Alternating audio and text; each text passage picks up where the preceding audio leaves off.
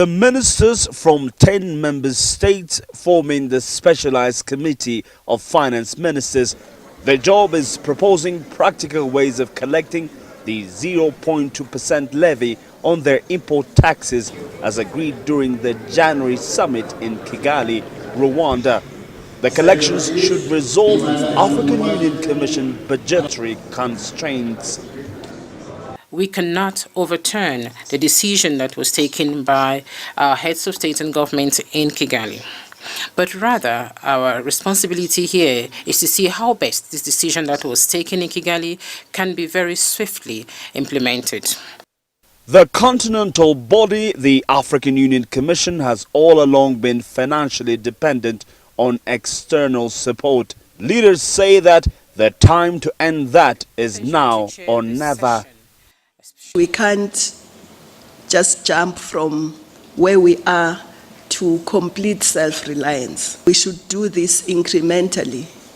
And so we should start by funding the union 100% for operations, 75% for programs, and 25% for peace. But assuring that the funds in the hundreds of millions of dollars are collected and remitted annually is no child's play. From internal law restrictions to lack of commitment, hurdles are many. It was the former African Development Bank president, the Rwandese Donald Kabruka, who is the brain for the levy through which African states are hoped to permanently supply finance for their commission. Kabruka is also in charge of the continent's Peace Fund plan, which is aimed at allocating money for Africa's military missions. Experts say all of these efforts need strong backing from member states to live the dream. Grumtala CCTV, Addis Ababa, Ethiopia.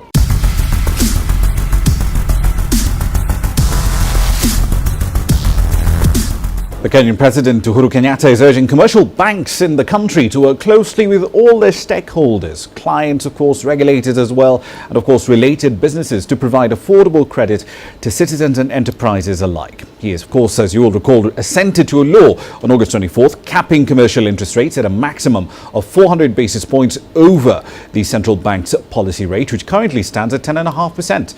Almost all commercial banks have complied at the moment.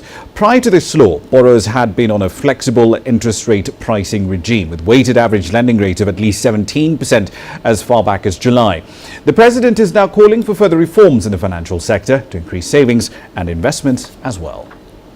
I therefore urge all these friends of the central bank, all our commercial banks, to be more innovative and to work closely with the Central Bank of Kenya as well as other arms of government such as lands and others, to ensure that we give Kenyans access to affordable credit.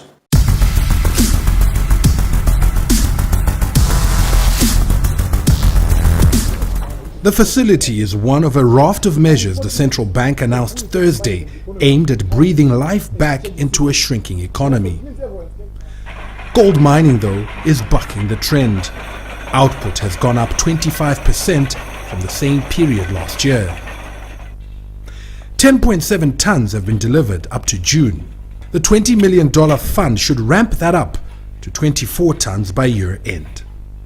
Gold and tobacco are the largest export items. Even if this economy looks after those two products and provide them all the incentives, we'll be home and dry as a country. And that's why he's pressing on with plans to launch controversial bond notes, which will be paid as an incentive to exporters. Despite the public's concern, the bond notes, which will be accepted only in Zimbabwe, will begin circulating at the end of October. But they may not be enough to get things back on track. The challenges or the constraints that are affecting exporters go beyond just them wanting an incentive. I think there are issues to do, for example, with the capital that is being used, the plant and machinery that is being used by producers. So it goes to issues of productivity in the economy. That's been hampered by a shortage of the lifeblood of any economy: cash. Billions of dollars are changing hands outside formal channels.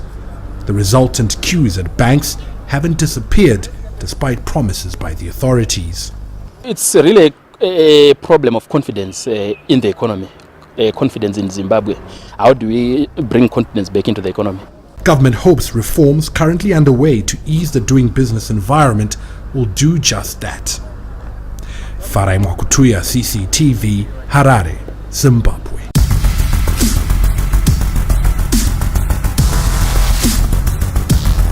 Residents from Kintyre, St. Andrew this morning staged a protest over the lack of work on the Hope River Bridge, which links their community to Augustown. A delay, they said, cost a mother her baby yesterday. You're foolish to say go on the corner car. It's right now with the mother. It no spell sense, because if the river come down again, it's a wash it. So right now we want the temporary bridge because it can help with something, but we don't want them just to give with the temporary bridge and left we at that. We want them continue. Do a follow up on the thing and give what we right we're supposed to get. The residents claim that the 2-year-old baby who was suffering from asthma died from breathing complications because his mother was unable to use the bridge to get to the hospital on time. The bridge was damaged by Tropical Storm Nicole, forcing the residents to use a much longer road through sections of the area called Tavern. Following the protest from the residents, the National Works Agency has promised to address the issue within the next 24 hours. So today, 24 hours. We are giving them 24 hours to have driving access.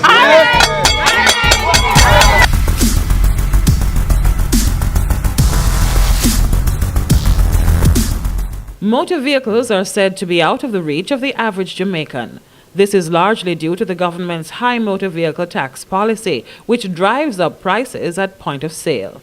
The Observer team headed to the streets to ask people their views on motor vehicle taxes. If you want to drive a nice car, to be honest, more than likely you have to take out a loan, A lot of people don't necessarily want to do that, I think the government needs to, do something more as it relates to, reducing the cost, Whether it is, import taxes, the duties, whatever it might be, so the average man can, have something better on the road for drive, In America, I live in America for a while. And you can go to any one of the car dealer and pay a small amount of money and drive off of the car lot, right? Or you can go to one of the, auction and pick up a car for 50, anywhere from 50 US up, and get a decent car for that. And forget a decent car in Jamaica, you have to go pay at least $600,000. Who can afford that? Yes, I think they could reduce the price. It could be more reasonable, affordable for persons to buy, to go about their daily business. I think Jamaica is the only country that even vehicle like a 10-year-old, 12-year-old selling for a high price. Right? So how can you own a vehicle when a 1999 vehicle selling like for 600,000? We are not in a rich society, as we should say. All of us can't afford that amount. So I think it's too high for us as Jamaica, knowing the crisis that we are facing now. I have two lovely cars right now. A Fiat. I really like one because it's much better to get around and I think it's less expensive.